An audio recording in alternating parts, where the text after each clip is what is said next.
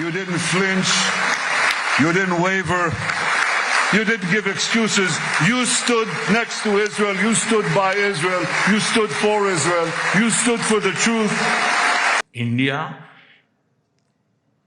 stands with Israel firmly, with full conviction in this moment and beyond.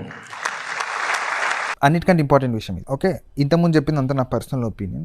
ఇప్పుడు నేను ఒక important విషయం మీకు చెప్పాలనుకుంటున్నాను. ఏంటంటే మొన్న ఇండియన్ ఎక్స్ప్రెస్లో ఒక ఆర్టికల్ వచ్చింది. మన కాంగ్రెస్ పార్లమెంటరీ చైర్మన్ సోనియా గాంధీ గారు ఒక ఆర్టికల్ రాశారు. అందులో ఏం రాశారంటే ఇండియా సైలెంట్ ఉండడం అనేది న్యూట్రల్ స్టాన్స్ కాదని. ఓకే, అంటే ఇండియా స్టాన్స్ బయటకు వచ్చి కండెమ్ ఎందుకు చేస్తలేదు, ఇరాన్లో జరిగిన కిల్లింగ్ని కండెమ్ చేయాలి కదా ఇండియా అని చెప్పారు. అట్లనే బయట చాలామందికి ఒక క్వశ్చన్ ఉంది, అసలు ఇండియా రోల్ ఏంది ఉంది ఇందులో, అసలు ఇండియా ఎవరి సైడ్ ఉంది అనే క్వశ్చన్. ఇప్పుడు సమజ్దార్కో ఇషారా కాఫీ అన్నట్టు మీకు సింపుల్ ఒక విషయం చెప్తా.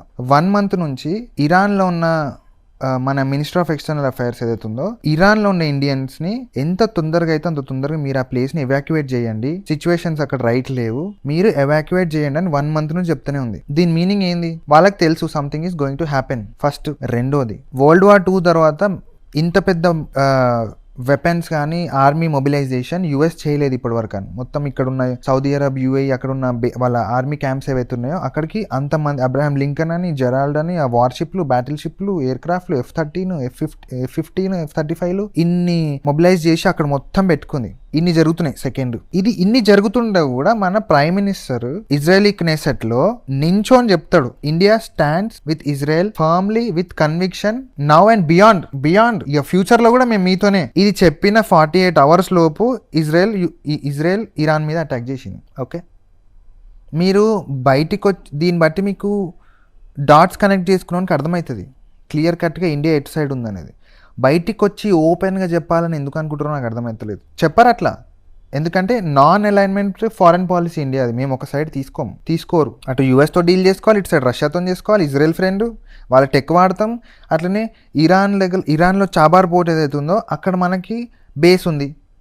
బేస్ అంటే ఆ చాబార్ పోర్ట్ నుంచి మనము ఆఫ్ఘనిస్తాన్కి కనెక్ట్ అవుతాం. ఆఫ్ఘనిస్తాన్కి హ్యూమానిటేరియన్ ఎయిడ్ కానీ ఇన్ఫ్రాస్ట్రక్చర్ అక్కడ కట్టాలంటే రీసెర్చ్ మొబిలైజ్ చేయడానికి దాని త్రూ ఆఫ్ఘనిస్తాన్ ఆ ఫ్రంట్ నుంచి పాకిస్తాన్లో ఏమైనా ఇంటెలిజెన్స్ ఆపరేషన్స్ కండక్ట్ చేయాలన్నా మనకి ఇరాన్ ఉండాలి.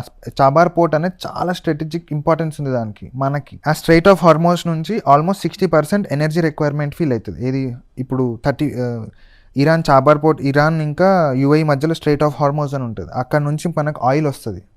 ఆ ఏరియా మనకు చాలా ఇంపార్టెంట్. ఇట్లాంటి టైంలో మీరు బయటికి వచ్చి మన ప్రైమ్ మినిస్టర్ని నేను ఈ సైడ్ తీసుకుంటున్నాను చెప్పాలని ఎందుకు కోరుకుంటారు? దానికంటే పెద్ద డిప్లొమాటిక్ బ్లండర్ ఉంటుందా? ఆలోచించండి ఒకసారి. వాళ్ళు ఏదో కొట్టుకొస్తున్నారు, మనకి ఎందుకురా? మనకెందుకు? మన ప్రాబ్లమ్స్ 100 ఉన్నాయి ఈడ.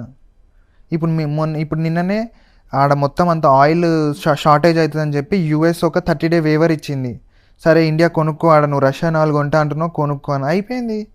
మన రిక్వైర్మెంట్ ఆయిల్. మీరెందుకు యుద్ధంలో ముక్కు పెట్టి లోపల చెప్పాలని కోరుకుంటున్నారు? ఆపోజిషన్ పని అదే అనుకోండి, అందులో తప్పేం లేదు. అల్టిమేట్లీ వాళ్ళ పాలిటిక్స్ వాళ్ళది. కాకపోతే ఒక క్వశ్చన్ ఉంది, ఇండియా ఎందుకు దీని గురించి ఏం మాట్లాడతలేదని. మాట్లాడారు, అవసరం లేదు. మనకి ఇండియాలోనే 100 ప్రాబ్లమ్స్ ఉన్నాయి. మనది మనం చేసుకుందాం. అదాడ యూఎస్ ఆడ సూపర్ పవర్ డైనోసార్ ట్రంప్, వాళ్ళది న్యూక్లియర్ కంట్రీ, వాళ్ళది ఫుల్ పైసలు ఉన్నాయి. ఇజ్రాయెల్ దగ్గర టెక్నాలజీ ఉంది. ఇరాన్ ఒక్కదే. వాళ్ళు చూసుకుంటారు, వాళ్ళు సెటిల్ చేసుకుంటారు. ఏం సెటిల్ అయిపోయి ఆడ ఏం జరిగినా లాస్ట్కి మనం సూట్ కేసులు పట్టుకొని వెళ్ళిపోతాం డిప్లొమాటిక్ టాక్స్ చేసుకోవడానికి. మనకు కావాల్సింది ఎలా తీసుకోవాలో మనకు తెలుసు. అది మాట్లాడుకోండి. రష్యాతో యూఎస్తో డీల్ చేస్తలే, చైనాతో డీల్ చేస్తలే. రేపు పొద్దున్న ఇరాన్లో ఏ గవర్నమెంట్ వచ్చినా మనకి ఏం కావాలో వాళ్ళతో మాట్లాడుకొని మనం తీసుకుంటాం. అది పక్కకు పెట్టేసి స్పెషల్గా ఎంటర్ అవ్వడం ఎందుకు? రష్యా లాంటి దేశమే సైలెంట్ ఉంది, చైనా సైలెంట్ ఉంది. మీరు ఎక్స్ప్లిసిట్గా మన ప్రైమ్ మినిస్టర్ వచ్చి దాని గురించి మాట్లాడాలి, ఒక స్టేట్మెంట్ ఇవ్వాలని ఎందుకు కోరుకుంటున్నారు? అవసరం లేదు. That's it for the video. Thank you very much for watching guys. Bye. Subscribe చేయండి ప్లీజ్.